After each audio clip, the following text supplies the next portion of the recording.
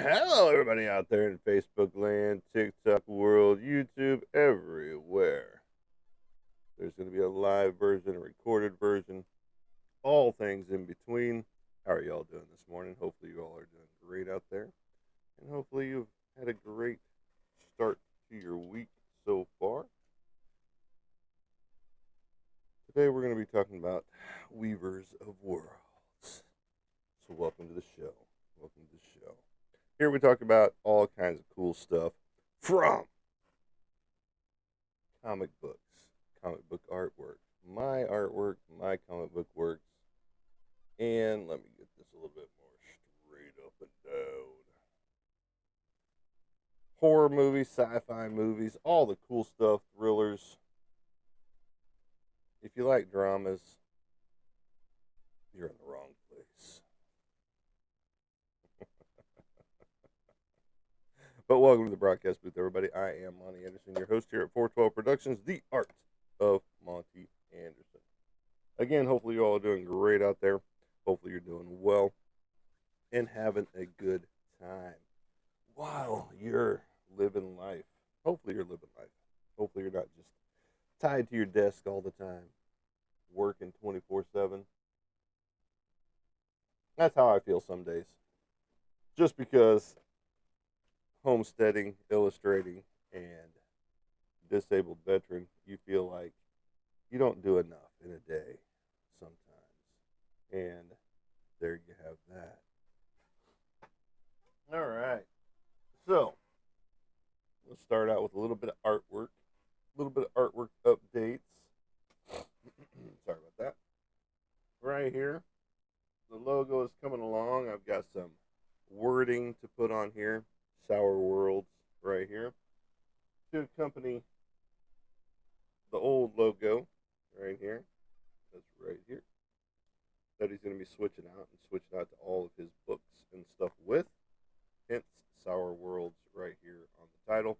This is my artwork on the novel, on book one. He does have book two out and about on Amazon as well. So you can find that readily available. But Sour Worlds going on here next up. So that is what I'll be working on later today. Now, that's just one piece. We also have the Chisholm piece. If you know the opening title from Chisholm, an old John Wayne Western. Got the big tree right here. Got John Wayne on his horse right here. Lots more detail going in. This is just your base back painting for your base of everything to get started with right there. And then a lot of other unfinished pieces that are sitting right here next to me, as well as plenty of other unfinished pieces, including the bane of my existence right now, which should have already been paid for a million times over, but he hasn't still yet paid another penny on it. And this was started in February, and he hasn't even made half payment on it yet.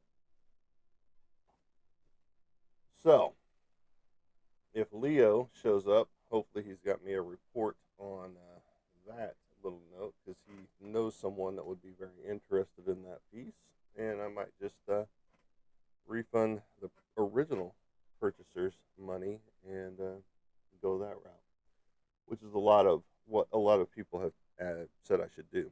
You know, so I've asked the questions many a times on here, and I hate to do that to somebody, but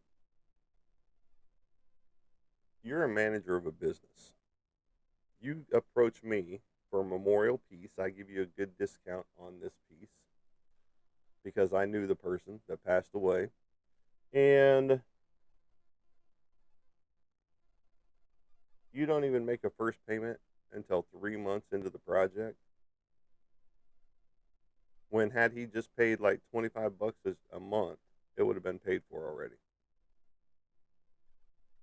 So, here we are in August. This thing was started in February.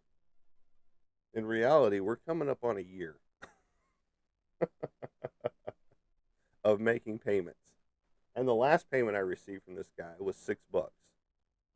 So, And it's just like, huh, interesting. And what he put in the comment section was, something's better than nothing. No, at this point, nothing is better than nothing. So, all right.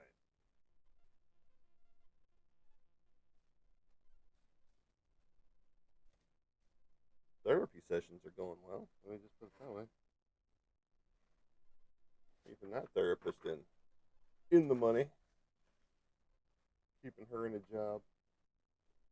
All right, move this out the way so we can show you this piece that we're still working on, adding the detail into it. The God of War piece, that big 18 by 24 massive piece right here.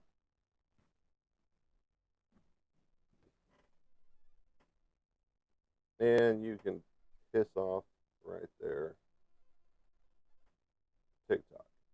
So the big massive 18 by 24 God of War piece, adding in all the detail to it while we're doing the paintings as well.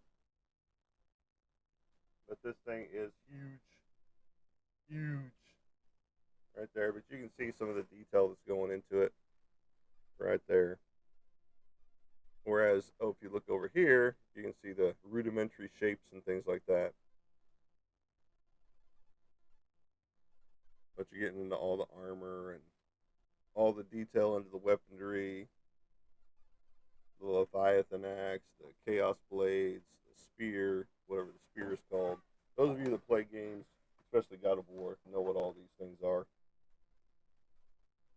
And you got 3 different characters on here. You've got, of course, Kratos. You've got the person that commissioned the piece, which is on the far left of the piece. And then you've got Kiryu from the Yakuza games. So you got all 3 of those characters in there because he wanted himself as a character fighting alongside of everybody else. Thank you for the likes, the shares, and the follows. Don't forget to redirect people to come here and check us out so that they can have some fun too. All right. So, how are you guys doing out there? Seriously, really. How are you feeling? You guys doing good out there? I appreciate each and everybody being here, checking out the channel, like I said.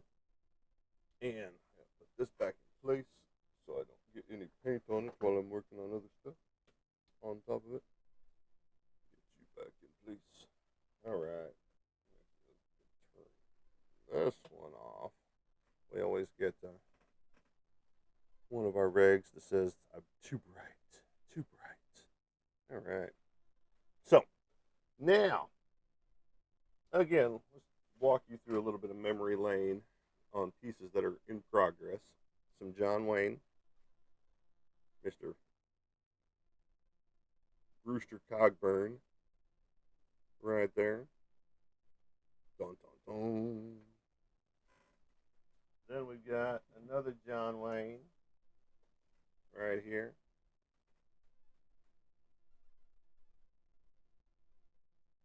A lot of people love their John Wayne. My mother included. Now, a couple pieces I'm going to be doing in a Patrick Nagel style. And if you don't know who Patrick Nagel is, he's one of my favorite artists from the 70s and 80s. And into the early, I think into the, well, I'm just going to say 70s, 80s, because I can't remember. I know he passed on, but I can't remember what year he passed on. But one of the most prolific artists of that day, his stuff was featured in Playboy. His stuff was featured in on album covers such as Duran Duran, so on and so forth. But he had a very unique style. Very, very. I was trying to see. I've got a piece in here, but I don't know where it is right this moment. One of these days, I'll be able to showcase it all to you because I'm redoing my entire office, meaning we're pushing that wall behind me that you see with the Batman piece right there on it back all the way to the front of the house so that my office will extend all the way out. An extra 100 and about 120, 150 feet, something like that. So that'll be cool because right here where we're sitting, this will be the comic book corner with cubbies built in and all of my comic boxes in their own little cubbies, basically, right down here. So that'll be cool. Can't wait to see that and have that into reality because storing them in the closet is cool, but you just can't access them very often unless you move everything from in front of the door of the closet, so on and so forth. And then that can be moved and turned into my true storage closet for all of my canvases and things of that nature. So that's what we're get ready to do as we push back on this office. As well as a lot more changes that are going to happen. So we're looking forward to that. Getting ready, like I said, have a reality check with this house. Because there's a lot wrong with this house that, you know, makes you wish you hadn't bought things back in the day. But it's how it is. It's been here for 4 years, and yeah, you wonder sometimes when you buy stuff. You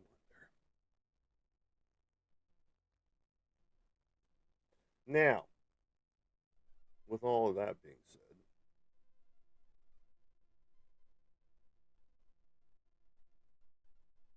life moves at you quick. Things are around you that you don't even think about sometimes.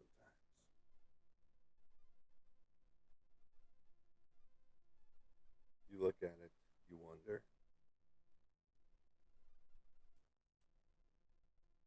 You see things, you hear things. Just like I live in a haunted house. And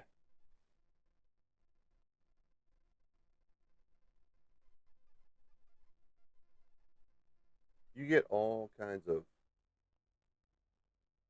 cool stuff on a regular basis that happens. You see things, you hear things. Now, some of it can be debunked 100%. And it's just like,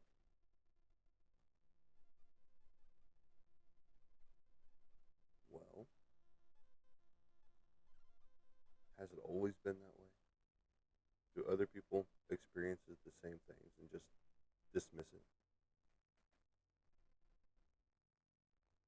Do you hear those things that go bump in the night? Do you see those things that aren't there? Shadow figures, things of that nature. Things have been around for a long, long time. People have been weaving their tales, weaving their stories, storytellers, if you will, for a very, very long time. I just realized I got a paintbrush still in the water. That's no bueno. Don't keep them in the water, folks. Don't keep them in the water. And for a very long time, you hear tales, you hear stories, you hear things. And the stories that get weaved, the tales that get told, are based, sorry, in reality. There's some truth to it out there for a lot of things.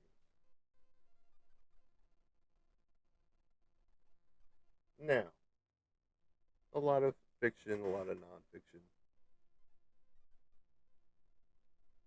But someone heard this from somebody. Somebody saw this at some point in time and then turned it into a tale, turned it into a story.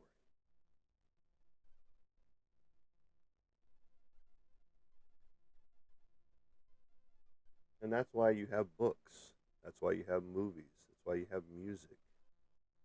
That's why you have artwork. Teller of tales, weavers of worlds. In fact, Clive Barker had a book called Weave World. in his repertoire. And one of my favorite authors, Clive Barker.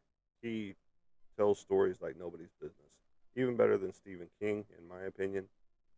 And it's like, I know everybody's got their favorites when it comes to authors and movies and TV shows and all that good stuff, music, musicians. But it's like, well, that's not right. He's not better than Stephen King. To me, he is 100%. He writes a better story than Stephen King ever would. And in fact, let's pull one of his books real fast.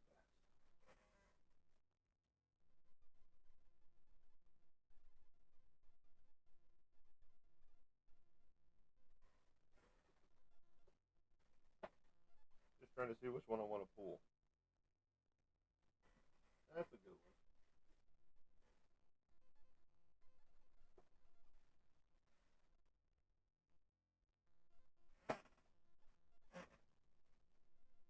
Clive Barker, A Hellbound Heart.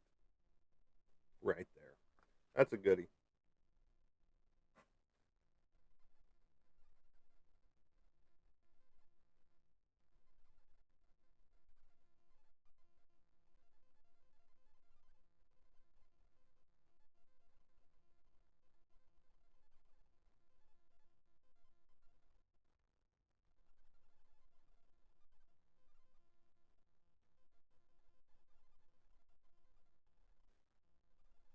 And right here is your premise for Hellraiser.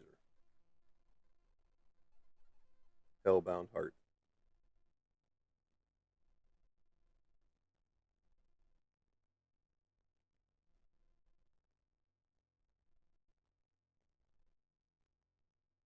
And this is not very long in reality.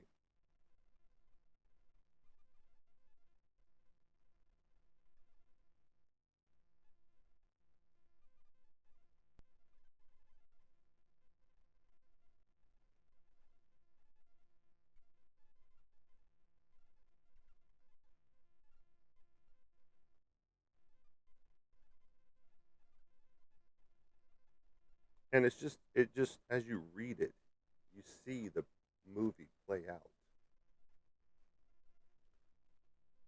in your mind. If you've seen Hellraiser, if you've read the book, you know what I'm talking about. It's like when she comes across Rory's photographs in the wallet. Remember seeing her push those images, those photographs, those Polaroids across the bed as she's looking through them, and then remembering her days with Frank. You know,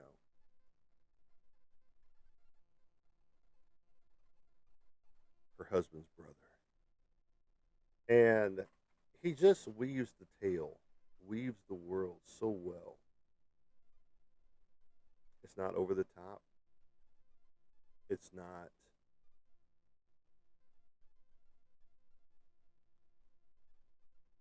too little. The explanations that you read throughout, just they took this book, again, not very big, not very long, and created a whole movie out of it, Hellraiser. And if you've read the book and watched the movie, it correlates really, really well. What up, Liz? How's it going today? It's good to see you. How you feeling? Better, I hope. But if you want dark romance, Clive Barker has it. Oh, look, it's Roy as well. Everybody's starting to show up. Sweet. Um, but if you're into the dark romance books, of those tales to be told, then right here is one of your biggest starters of that. Because if you ever read any of his books, he has a lot of dark romance happening in his books as well. Because, I mean, think about it. You got Julia, the wife, in the book, and she's making out with a creature, Frank, basically, who's coming back from the other side. He's got flesh, or he doesn't have flesh yet. He's got muscle and oozing skin, oozing muscle, flesh stuff, sinews and things like that. And yet she's still making out with this creature. So there's some dark romance for you right there. And Clive Barker's weaving of worlds. It's going well, Roy. How about you? How's your breakfast this morning? Is it your breakfast of champions?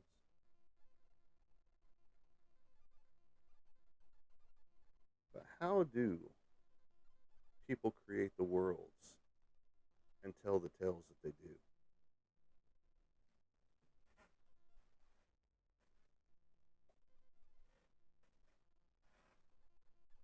Since the dawn of time, since before I was even imagined, Liz,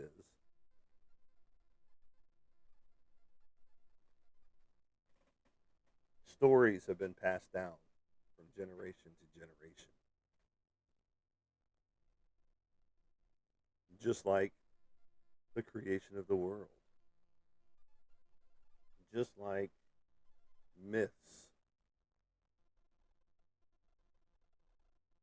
honey buns, gross. Gross on the honey buns, man. Stories have been told and weaved throughout the history of time. And we get glimpses of it by history books, by documentaries, by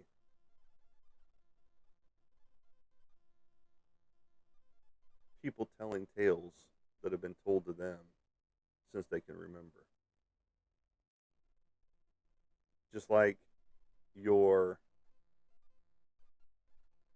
tribes back in the day had to rely on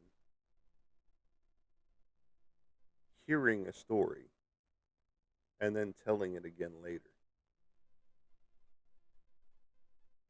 Now, that's how some stories begin to change. Because it's like, did you ever play What Did You Hear or something like that as a kid, where you would sit in a big circle and one person would start and tell the next person right next to them, hey, this is what's up, and they tell them something, they tell them a small sentence, like, the cat has big furry feet. Well, that person tells the next person. That person tells the next person. Well, by the time it gets back around to the original person, it's changed in some form, fashion, or another as to not what they said, at all. And that's how stories go as people weave them throughout history. But again, all the stuff that is being told, being written, being turned into something, there's a small basis of truth somewhere as it began. Just like your myths. This book is called Myths of Northern Lands. And yes, I could have opened it up and done the same thing. This book was written back in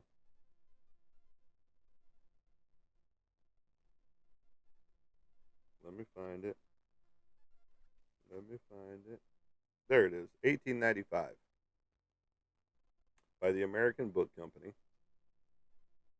Myths of Northern Lands, narrated with special reference to literature and art, by H.A. Gerber, author of Myths of Greece and Rome. even though these are myths out there, there's a basis of reality in there somewhere. That's why you get all of your gods and goddesses from Odin. The beginning. It starts out as the beginning of all things. Then you get Odin, Frigga, Thor, Tyr, Bragi, Idun, and I'm not even going to try to pronounce some of these names. Freya. I mean, the list goes on and on. But it gives you a history of each one, and someone out there believed that these people were real at some point in time or another. And that's where your myths come in play. Because there are truths out there. The truth is out there. To quote a great TV show, The X Files. It's just like the vampire myth. And now how they're digging up vampire bones of people buried as vampires. Dragons mentioned in the Bible. Dragons and unicorns are in the Bible. And now they're finding, what apparently could be dragon skeletons, petrified dragons, and things like that.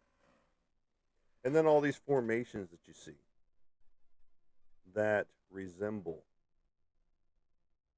giants or huge creatures from back in the day.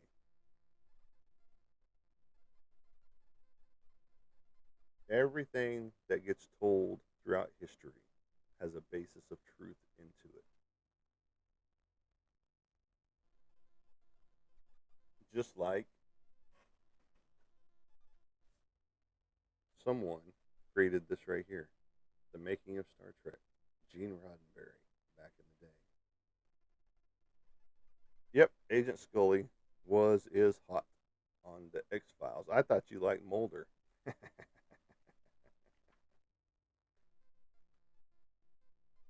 To create an entire Starfleet Academy based off of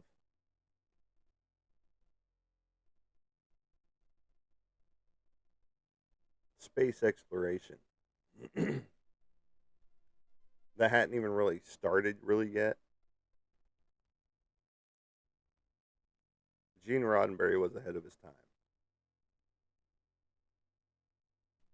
And to just create some of the stuff that he created, the phasers, the communicators, the equipment for the doctors to use, bones to use, the hand phaser, your hypodermic needle, I mean, the spray healer. I mean, I'm just reading some of the stuff in here. The earpieces that had sticking out of their ears. Just the basic setups, the three-dimensional chess. I mean, come on. Three-dimensional chess. I mean, look at that thing. They did make this for a limited time. I think the Bradford Exchange made a copy of this. A rather expensive copy, to be exact. But just the sets for the sick bay, the diagnostic beds, the briefing rooms, I mean, the hallways, just all the little details, all the characters that were created in just at one show. Tales were woven and tales were created. And for it to last as long as it did and become a cult classic the way it did. But just think, there's some truth to what he wrote. to what he created. Because how can there not be? Space exploration. Is that truly next for us? With people going around in spacecraft? Oh, wait, aliens do that already, right? All the files that are getting released on a regular basis. Someone's already exploring the universe, right? Speaking of vampires, Interview with a Vampire, Anne Rice. Yes, this is a first edition, right here. And dawned back in 1976. Right there. Boom, boom, boom. How did she get her information about vampires? Vlad the Impaler, who was a Christian crusader? Oh, you haven't been told that one, have you? Created a great world. If you've seen the movie, it's cool. The book's better. Because again, she weaves the tale throughout.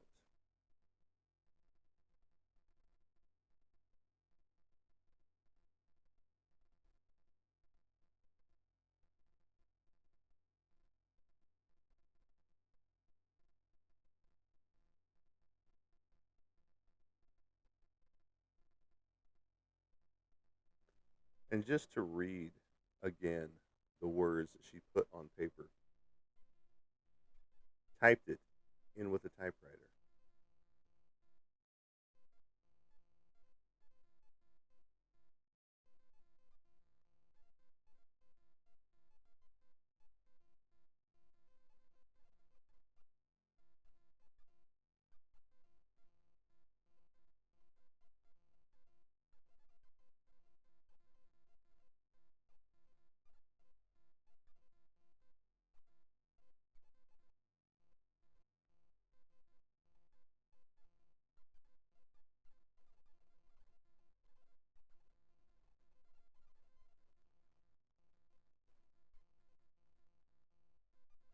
The teller of tales, the weaver of worlds.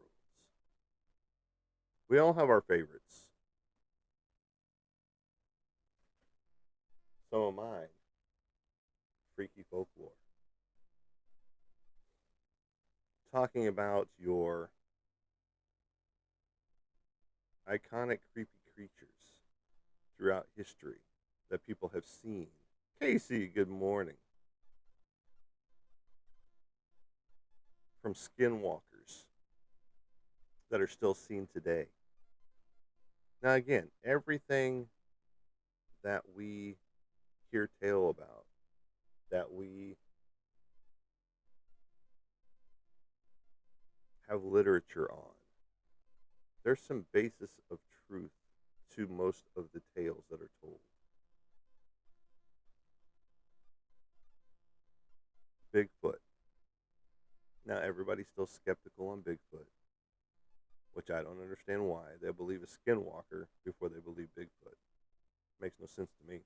I've seen Bigfoot. So, and if you don't believe me, can't help you because I have no proof. Beast of Bray Road, the Wendigo, which is also similar to Bigfoot. The Goat Man. We had a goat man in Bethany, Oklahoma, to be as a matter of fact, on a stretch of road called 1 Mile. And you did see reports, you heard reports, you saw pictures, all that good stuff of the transition, where 1 minute it's a human footprints, and the next minute it transitions into goat hoofs, but only 2, not 4.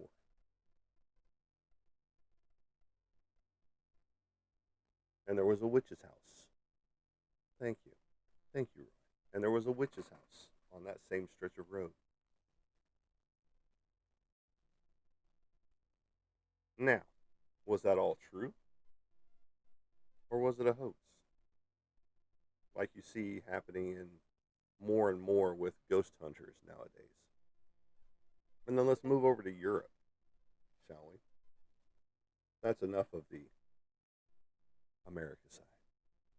You got the banshees, the wailings,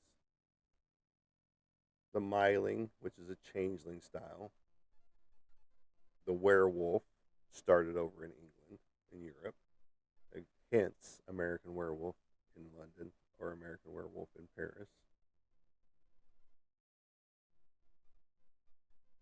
The ogre or the troll, the Baba Yaga, nice.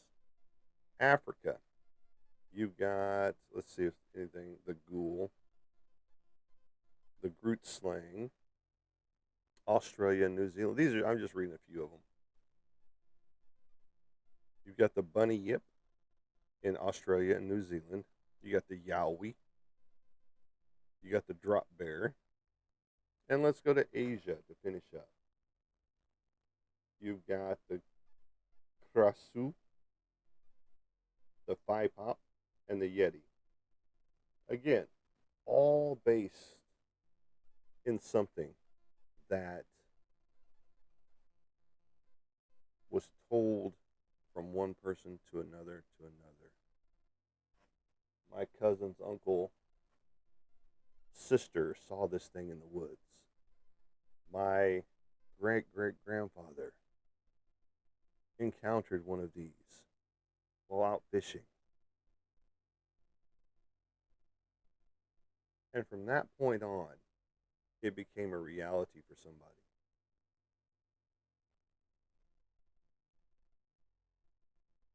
And it's like,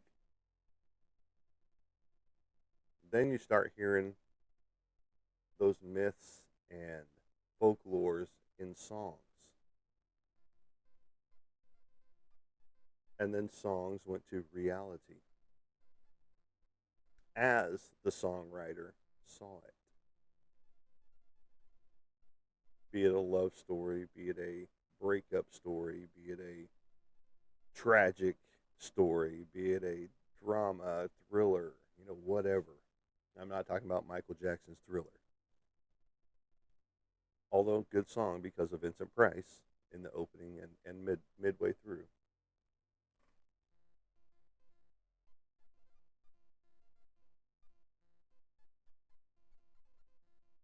Tales have been told and spun throughout history. 100%.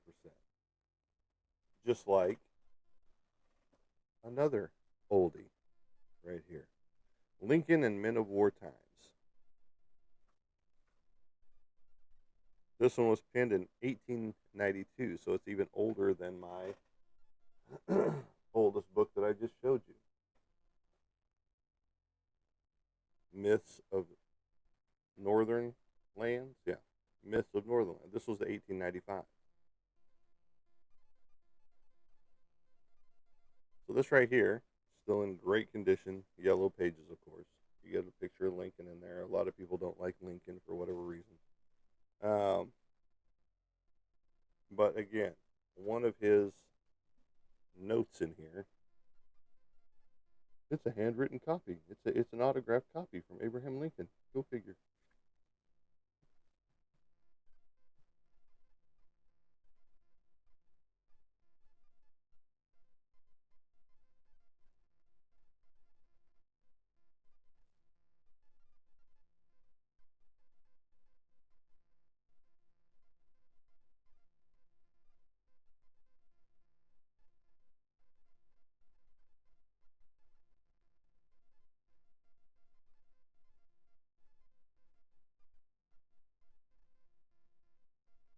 Okay, I'm going to read this opening preference, preface here.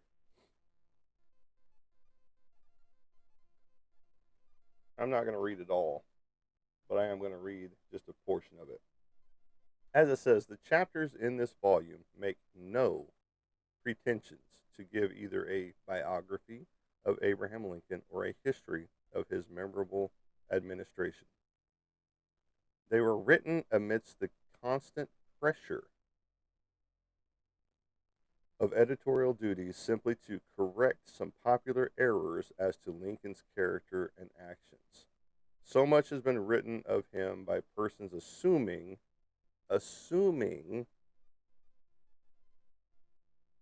to possess information obtained in the inner circle of his confidence, and such conflicting presentations of his personal attributes and private and public acts have been given to the public, that I have deemed it a duty to contribute what little I could from personal knowledge to correct some common errors in estimating his character, ability, and efforts. So this is Memories of Lincoln by, who did the preface?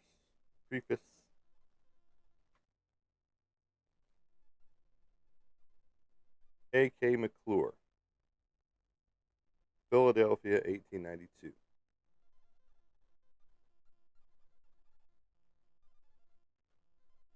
And then there's an introduction page by Alfred Lambden, 1892, as well. So again, people were getting the history of Lincoln wrong. These guys didn't like it. So they came together to correct some errors, as it stated. And you get that throughout history, throughout time. Because, like I said in just a few minutes ago about that whole sitting in the circle, was it telephone?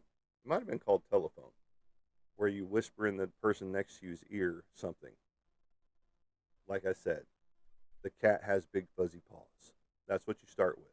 And by the time it goes all the way around the circle and comes back to the original person that said it, that's not what was said at all.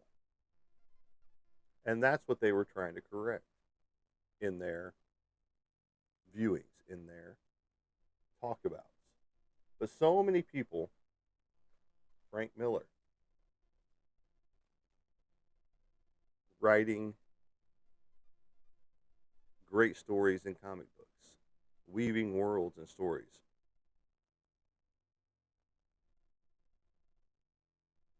Stephen King even had something to say about this book, which is Batman The Dark Knight Returns. From Stephen King himself, probably the finest piece of comic art ever to be published in a popular edition. Stephen King, right there. Frank Miller up top. But is and still will be one of the greatest Batman stories ever told. Great artwork by Frank Miller. Iconic scenes.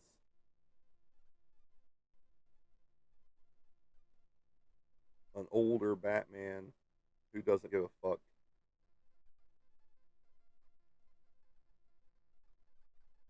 A female Robin. And probably one of the most iconic scenes right there. Them jumping down together.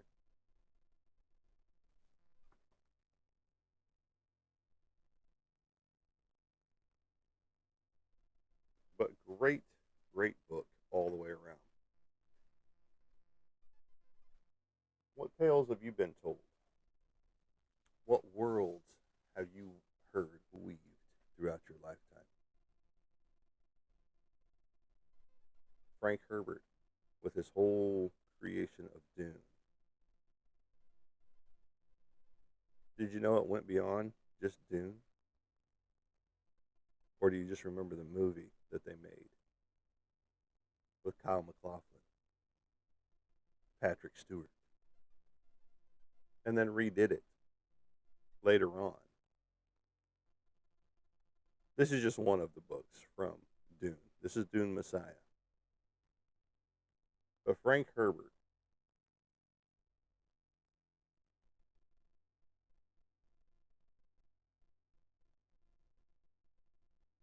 is a great achievement of human imagination. Again, off world, off of the planet Earth, to create an entire universe again to go hand in hand with Star Trek. Because you got to think, yes, Star Trek came first, obviously, but a lot of others came before Star Trek.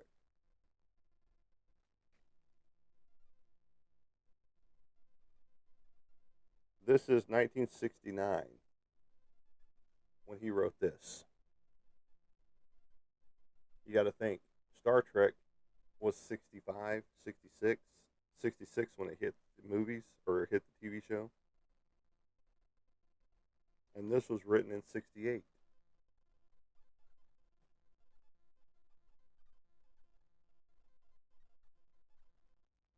And we were just talking about exploring space at that point in time.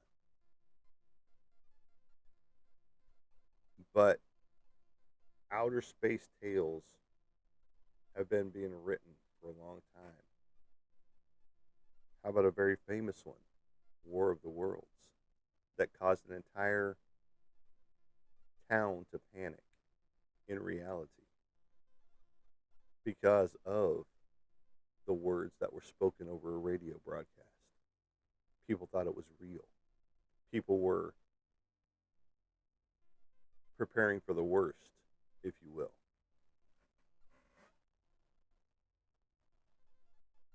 People were freaked out so much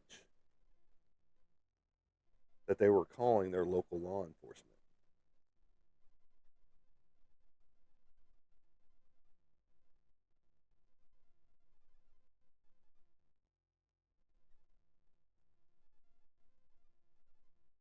Can you imagine if someone were to do a radio broadcast like that today? Buck Rogers, Battlestar Galactica, absolutely. Two great classics. And it just doesn't have to be with the space travel stuff. You have a tale being weaved right here in Cannonball Run about a race for money, you know. Movies are an escape. But again, based in reality. Because some of your dramas, some of your thrillers are based off of actual events. Or what could have happened had we done this, or what could have happened had I done this. And it's like, what has happened in your life? There was a silent movie about being shot to the moon. Absolutely. No, not Doctor Strangelove, unless that's the one you're thinking of. Or How to Conquer the Moon, or something like that.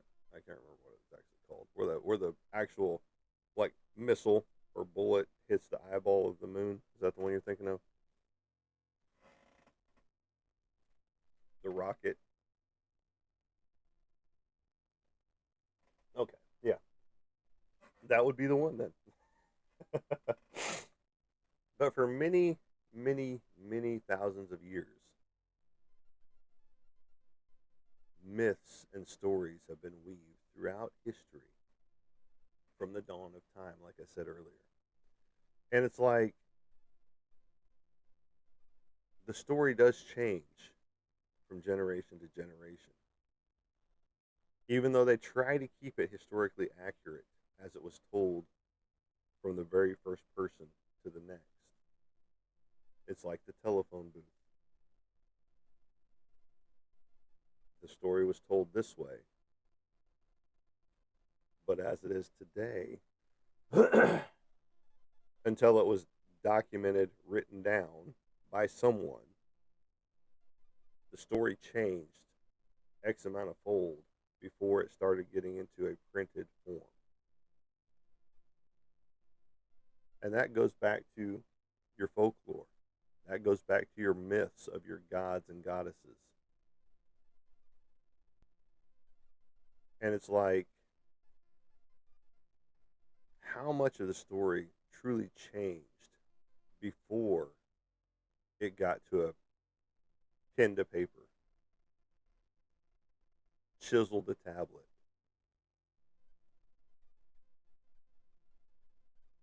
And so, are we getting what truly happened from all the history that has been written and weaved throughout life, including folklore, including Bigfoots, including, you know, the Baba Yaga, all the different things that people have seen or heard, the chupacabra, one of the greatest little creatures out there that looks like a little chihuahua. It's all funky formed. But then you get the truly bizarre stuff that you see in life that's a reality, that's documented, that is stranger than fiction. Yes, there was a show called that too. And then you got Terry Brooks with the Sword of Shannara.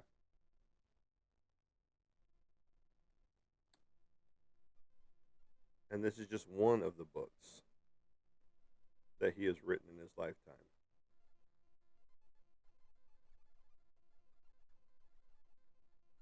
About this world.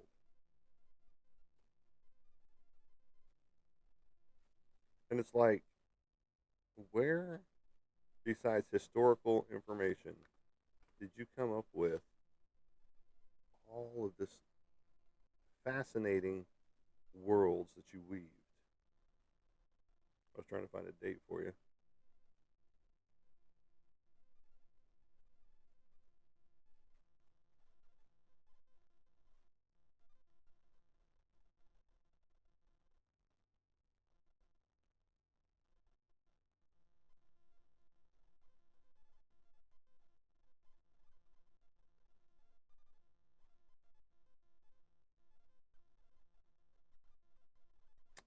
But for some reason, this one does not have any dates in it.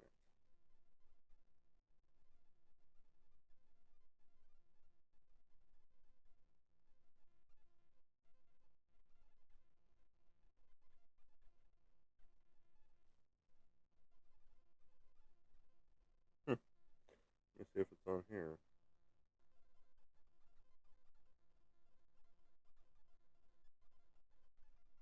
Hmm. It does not.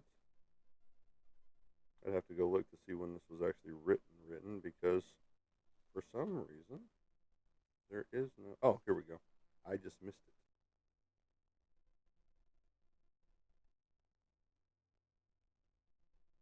So 1977 is when he started weaving his worlds and tales. And that's what I love about books as well, because they pay homage to people. For my parents who believed, because you get a lot of parents who don't believe in your vision, in what you've got to tell. And that's a sad state. That you're telling your truths, you're telling your tales, or you're doing your crafts, and people don't believe in what you're doing. And that's why you get a lot of people that fail to do what they want to do in life, because they've got nobody believing in what they can do, in their abilities. So his parents believed in him. Hello, Tammy. Welcome to the broadcast booth. Liz, welcome back. And so it's like, why don't people believe in their children? Children see that other side. So when your child is telling you that they see something, you best believe them. If they're talking to an imaginary friend, you best believe them. Because that's some of the oldest tales to be spun out there. Weaver of Worlds. Again, that is You ass. That is in music. That is in movies. That is in books. That is in just the talking points, the way the old ways used to be, before Liz was ever even thought of. Absolutely, 100%. Older than Methuselah right here.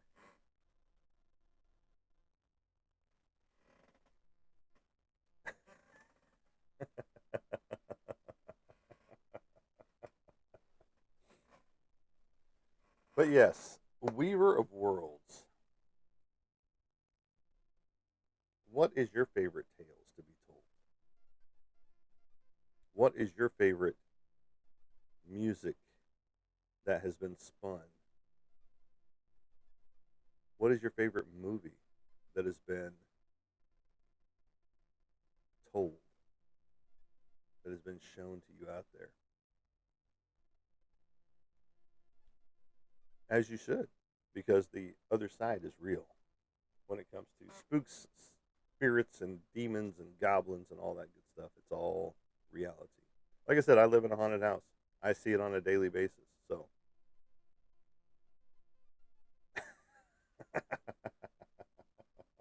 as Casey puts it, I'm so old I heard the echo of the Big Bang. But everybody's got their favorite tales, their favorite stories that they've heard from somebody.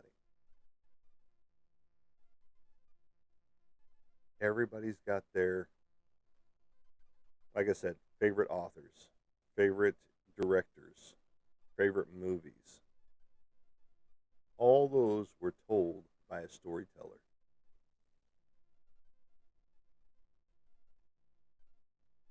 Older than Pangea.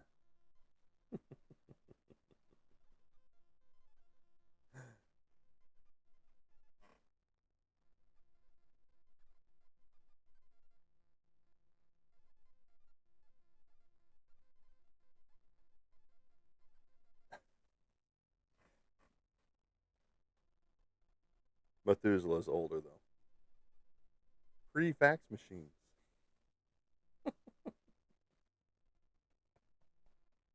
These are your favorite tales to be told? And you still don't know how to use a rotary phone? Sad, sad, sad. If you look at the tales that have been spun throughout history since the dawn of time, since I was around, you get, hello, operator, give me number nine. And if you disconnect me, I'll kick you from behind the refrigerator to lay a piece of glass. That was a great little limerick rhyme right there.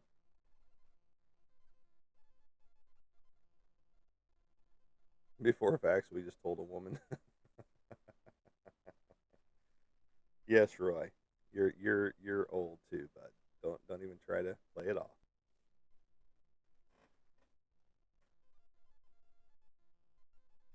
And there's so many, like again, the stories that we hear, movies, TV shows that are based off of reality. Of this was heard from this, and this was created from this, and it's just like, what is the truth? We believe what we're going to believe, just like the reason for the writing of Lincoln in the mid of war times. It was correcting errors that people were putting out about Lincoln at the time. That's why this book was written. And Liz, if you missed it, this book is from 1892. So, roughly close to when I was born. And then my Myths of Northern Land, 1895. There was nothing to do back in your days, so you had to tell stories to pass the time. Oh no, there was tons of stuff to do back in our days. We lived life.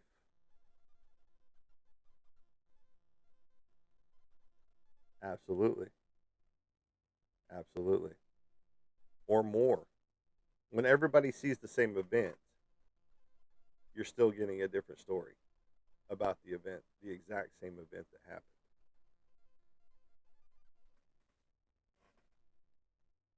Because nobody sees the story the same. Nobody sees the event the exact same. So that's what makes weaving a world.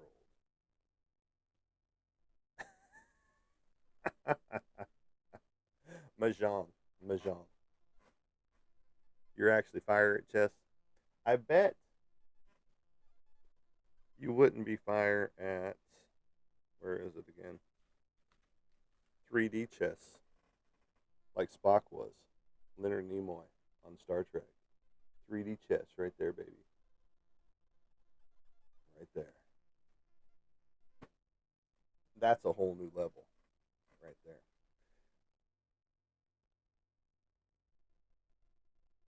Stories will always be spun. I can do anything. Yes, you can. You really can. You could be the next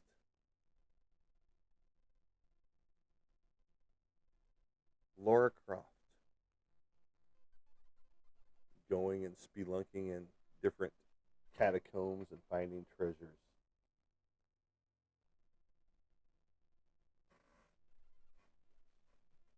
I believe in you. I believe in Casey. I believe in Roy. I believe in anybody else that's on the channel that's not speaking up. Tammy, who was here just a minute ago. If you put your mind to it, you can create anything you want. Just like me being the spinner of my own tales, in my own comic books, in my own artwork.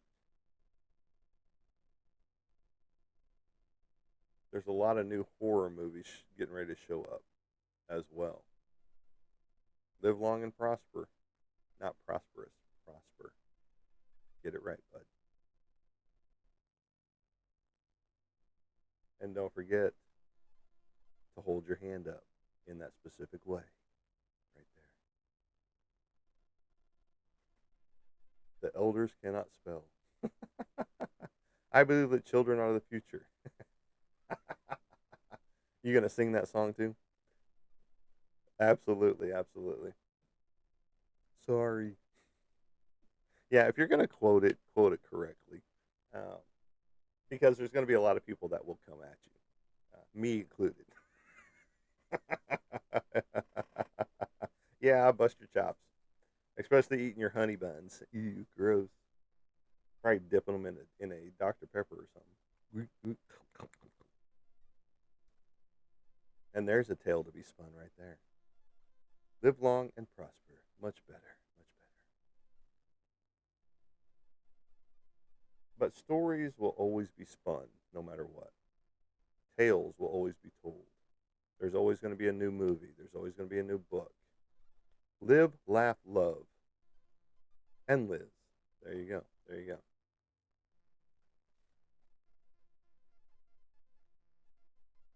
So find your favorite, even if it's one you're creating yourself, or someone's going to write it for you. And then you're going to have people correct what was written. Wait, I need advice from the elders. What advice do you need, my friend?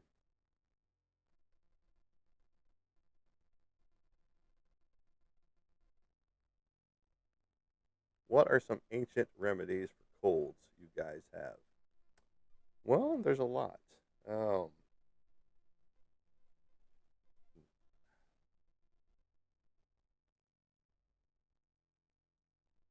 of course, there's the oldest remedy, whiskey and honey, just a shot. Literally, it was a teaspoon. What was given to us as kids. Um, absolutely, don't go where Eskimos go and don't eat the yellow snow. Absolutely not.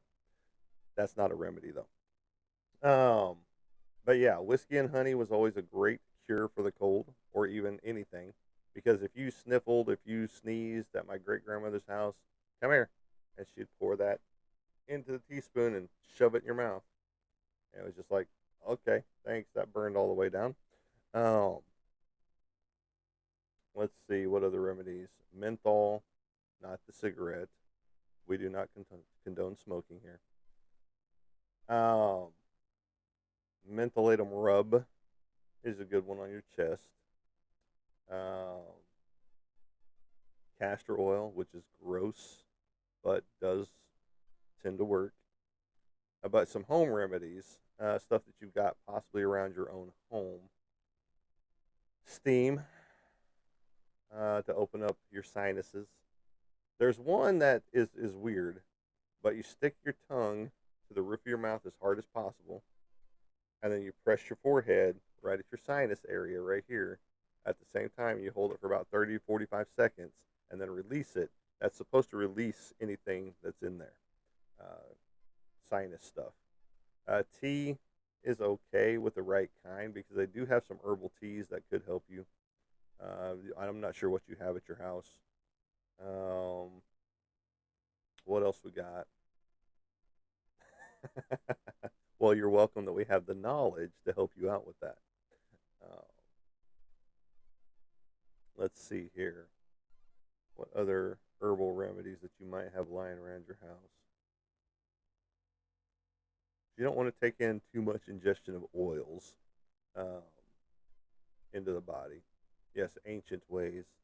Um, I mean, you probably don't have any berry bushes around your house, or even dandelions. Um, Dandelion root would be a great, just like a tea. Chop it up, put it in your tea, all that good stuff. Um, I have a greenhouse. Do you have dandelions in your greenhouse? I mean, I understand you're that you live at your where you live, and you have access to certain things, but I'm not sure what all is there. Rosemary is usually a good one. Mint, if they have any mint in the greenhouse, uh, is usually pretty good. Helps open up things. Um, okay, mint tea might work for you. Extra minty. Let's see.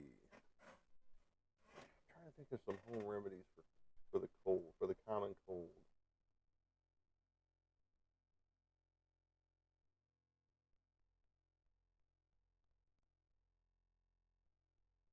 Let me see here. Give me a second.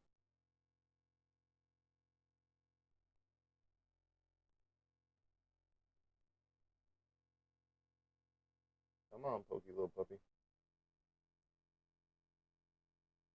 Today, Junior, we named the dog, Indy.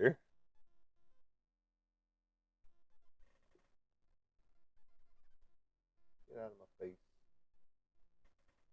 Oops. Get out of my face.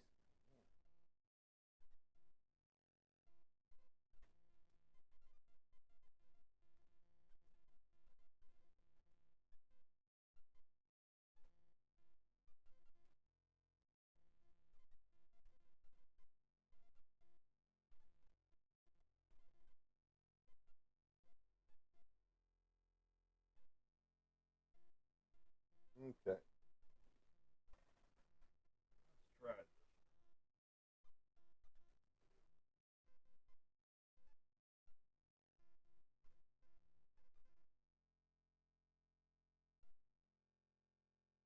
Boom, boom, boom. Oh, great technology. Absolutely. Runs slower than dirt. Oh, found a great discovery on the property as well. I have a second septic tank that I didn't know about. I was out walking the yard and I discovered it by accident. Um, it was like, what is this? 'Cause I'm walking the yard and I hear something, and I'm like, I start banging my foot on the ground, and I'm hearing this hollow sound. I'm like, what the hell is this?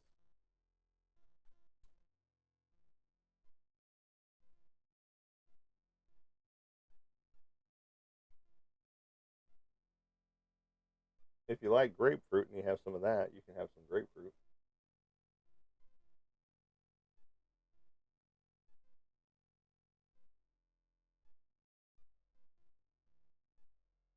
Okay, that told me absolutely fucking nothing besides eat grapefruit.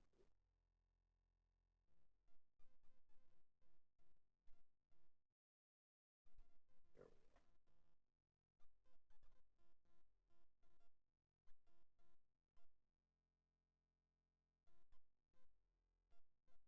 we go. So honey is a natural. You jerk. You're a jerk.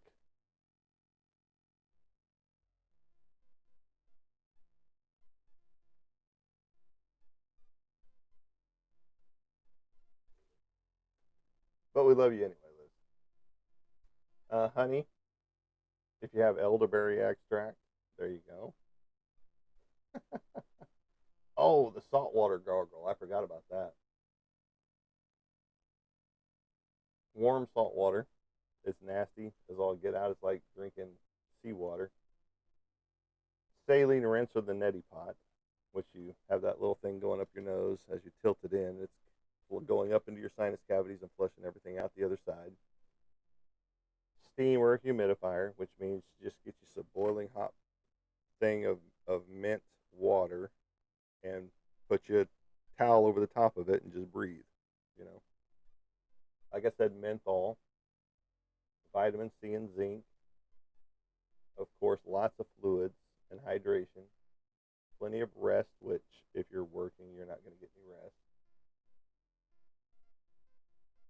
So those are some of the older stuff right there for you. But yeah, honey is one of the best because of the, especially if it's from your area. You always want to buy stuff that's in your area. Um, damn it! Damn it, man! Damn it to hell!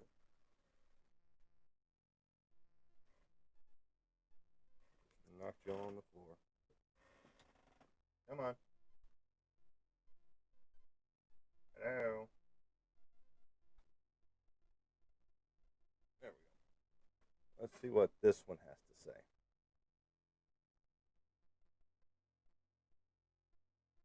No, we're old. Just get over it, Roy. We're old. But you're only as old as you feel. Stay hydrated, get rest, spice up your food. Add some turmeric, ginger, and garlic to your soup recipes and or an omelet that you might have. Sprinkle some cinnamon and a clove in a decaf tea. Use a dash of cayenne pepper in a dish to help temporarily clear a stuffy nose. Oh, we know, we know. Just look at your rising stars.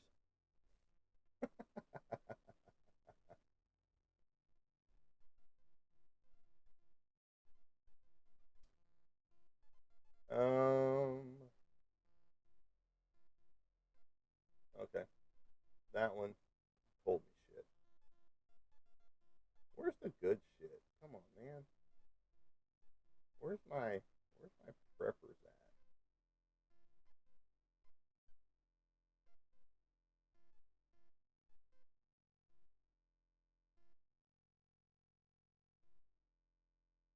I don't give a shit about all this clinical bullshit.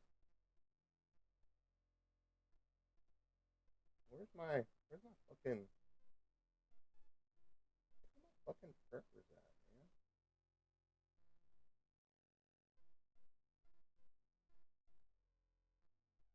Oh, maybe.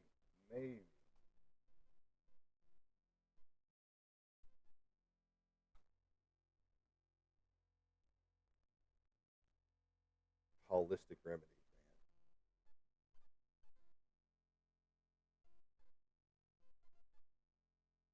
Get the fuck out of my way.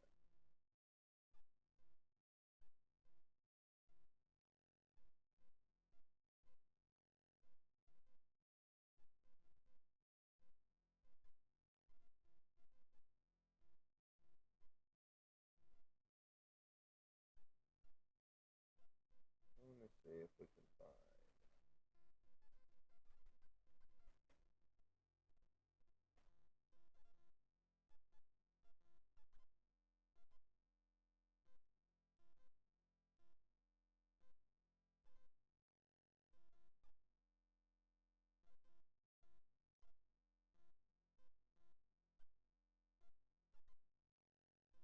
Okay. This one's way too fucking complicated. See, there used to be a whole lot of different groups on here that had, they were holistic preppers and things like that, and they showed you true home remedies. But now you got all these clinics and family care places, and it's like that's not what the fuck I'm looking for. And that one doesn't even sound right.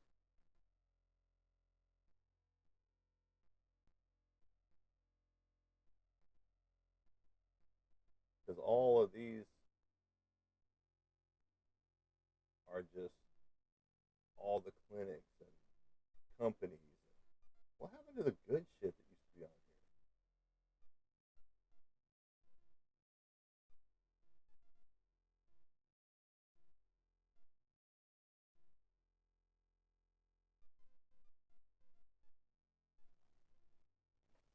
This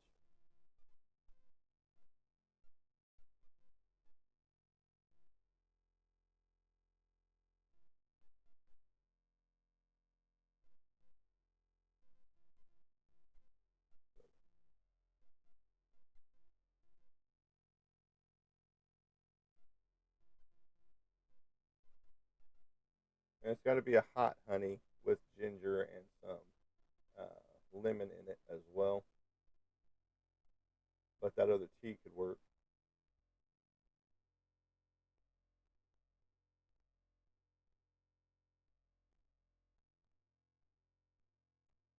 Now, if you can stomach it, Liz, if you're still here,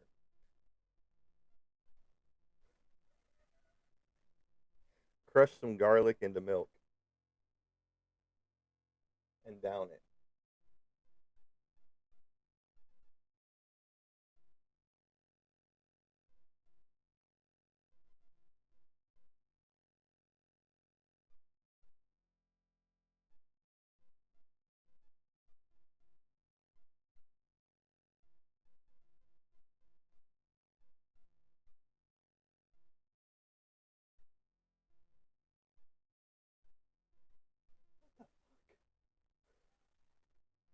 Oh my god. But yeah, those are just some of the ones that we've got. I don't know about others. I was trying to find some of the good stuff that used to be on the internet, but apparently someone shut them down or something. I don't know. But try some of those. The lemon, the ginger, and the honey in a hot drink mix. That's a good one. Try the steam. Like I said, yeah, they say as disgusting as it might sound, it supposedly really helps. But you crush it up. The garlic is awesome. Milk is good too. Unlike, I think that cereal bowl I sent you on TikTok there, Mr. Roy. I think I sent you that one. I'm not sure. But all right, folks, that's it. I got a dog that needs to go out and potty. So I'm going to kill it for today. And thank you for being here for Weaver of Worlds and Weaver of Tales and Tales from the Other Side. Just remember, tales will be spun throughout the remainder of time. Tales will be spun no matter what. Make sure they're the right ones you follow. Make sure they're the ones that you create yourself. You all have a great day. And as I like to say, as I leave you guys, we will catch you on the flip side. Have a good day, everybody.